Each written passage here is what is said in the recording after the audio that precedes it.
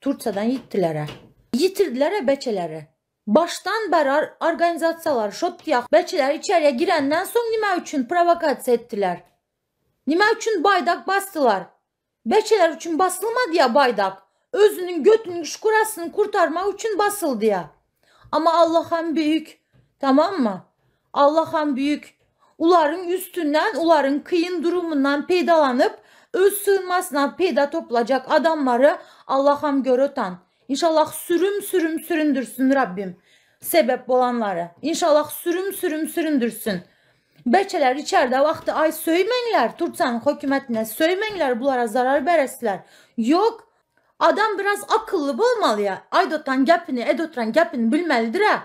Elində ya bizim aktivistlarımız, bu hökumətin elində sən kandi edib sögü bilesene.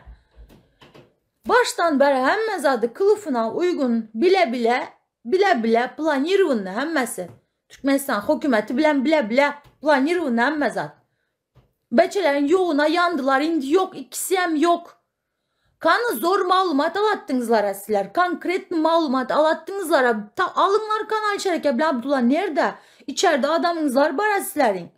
Sizler sikinizler kesip zıncaktınızlar Ayşereke bilen Abdullah giden yağdayında gitmesenizler. Nerede indisiler? Nerede indisiler? Nerede indisiler? Anime için aytmayın adamlar hemen. Anime saklayın mı senin edoturan yepüreyen bokunu mu saklayın ben? Nime için saklamalı?